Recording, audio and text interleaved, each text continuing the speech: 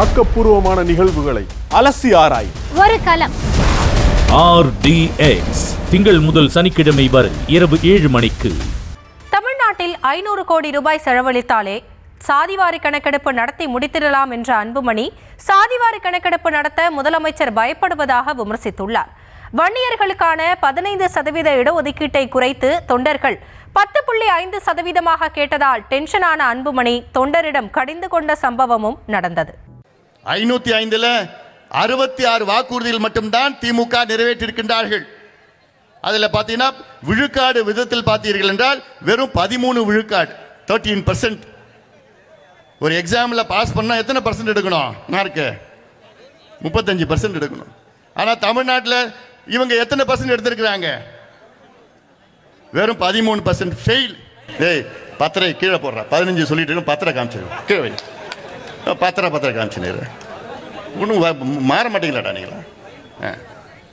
காமிச்சுக்கிறான், அது வேற, அது தெரியும், போய் காமிக்க.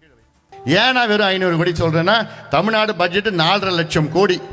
4.5 லட்சம் கோடியில் 500 கோடி ஒதுக்கி இதில் 2.5 லட்சம் அரசு ஊழியர்கள் 2 மாதம் வேலை செஞ்சாங்கன்னா போதும், இந்த கணக்கெடுப்பு நடத்த முடிச்சிடலாம். சாதாரண கணக்கெடுப்பு.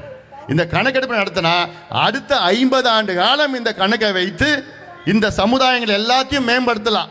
அது பட்டியலின மக்களாக இருந்தாலும் சரி, இஸ்லாமிய சமுதாயம் இருந்தாலும் சரி, பழங்குடி சமுதாயம் இருந்தாலும் சரி, எம்பிசி பிஇசி எல்லா சமுதாயத்திற்கும் இதை வைத்து, இந்த டேட்டா வைத்து தான் முன்னேற்றலாம். மைக்ரோ லெவல் பிளானிங் செய்யலாம், மைக்ரோ லெவலில் செய்யலாம் இதை. ஆனால் முதலமைச்சர் அவர்கள் அதிகாரம் இருந்தோம், பணம் இருந்தோம், நிதி இருந்தோம், அதிகாரிகள் இருந்தோம், எல்லாம் இருந்தோம், சட்டமும் இருந்தோம், வேண்டுமென்றே முதலமைச்சர் ஸ்டாலின் அவர்கள் இந்த கணக்கெடுப்பை நடத்த மறுக்கிறார். கேள்வி கேட்டால் எனக்கு அதிகாரம் இல்லை என்று சொல்கின்றார் ஸ்டாலின் அவர்கள். எவ்வளோ பெரிய அயோக்கியத்தனம் இது! இது நான் பியார் அயோக்கியத்தனம், இது வேற எதுவுமே இல்லை. சட்டம் இருக்கிறது, நிதி எல்லாம் இருக்கு. இதே கணக்கெடுப்பு கர்நாடகாவில் ஒரு முறை நடத்திட்டாங்க, இன்னொரு முறை 22ஆம் தேதியில் நடத்துகிறாங்க. இன்னொரு 4 நாளில் 2வது முறை கணக்கெடுப்பு கர்நாடகாவில் நடத்துகிறாங்க. தெலுங்கானாவில் நடத்தி முடிச்சுட்டாங்க, ஒரிசாவில் முடிச்சுட்டாங்க, பீகாரில் முடிச்சுட்டாங்க, ஆந்திராலையும் ஜார்க்கண்ட்லையும் நடத்திட்டு இருக்கிறாங்க. அப்போ இதே சட்டத்தை வைத்து தான் அந்த மாநிலத்தில் நடத்தி முடிச்சுட்டாங்க. இவர் மட்டும் நடத்த பயப்படுறார். என்ன எதுக்கு பயப்படுறீங்க? இந்த கணக்கெடுப்பு முக்கியமான கணக்கெடுப்பு. கடைசியாக எப்போ தெரியுமா கணக்கெடுப்பு நடத்துனாங்க இந்தியாவில்? 1931 வெள்ளக்காரன் காலத்தில் எடுத்தது. அது சரியான கணக்கெடுப்பு இல்லை. 90 ஆண்டுகள் முன்பு எடுத்த கணக்கு வச்சு தான் இன்னைக்கு இடஒதுக்கீடு கொடுத்துட்டு இருக்காங்க. இன்னைக்கு ஏப்பா ரோட்டில் எத்தனை தெருநாய் இருக்குதுன்னு கணக்கெடுப்பு நடத்துறீங்கல்ல? ரோட்டில் எத்தனை மாடு திருந்திட்டு இருக்கு கணக்கெடுப்பு நடத்துறீங்கல்ல?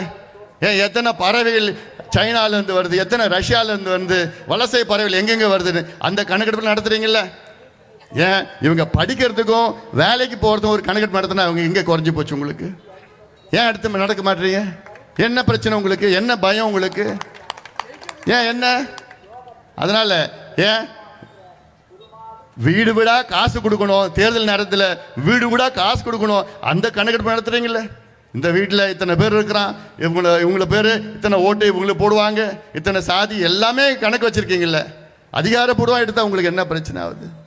நாங்கள் கணக்கெடுப்பு எதுக்கு கேட்குறோம்? படிக்கிறதுக்கு தானே கேட்குறோம், வேலைக்கு போகிறது தானே கேட்குறோம். ஏன் உங்களால் நடத்த முடியல? அப்போ நீங்கள் சமூக நீதி பற்றி பேசுவதற்கு முதலமைச்சர் ஸ்டாலின் அவர்களுக்கு தகுதி கிடையாது. சமூக நீதியின் விரோதி கிடையாது, சமூக நீதியின் துரோகி ஸ்டாலின், சமூக நீதியின் துரோகி ஸ்டாலின் அவர்கள். ஆக்கப்பூர்வமான நிகழ்வுகளை அலசி ஆராய் ஒரு களம். RDX திங்கள் முதல் சனிக்கிழமை வரை இரவு 7 மணிக்கு.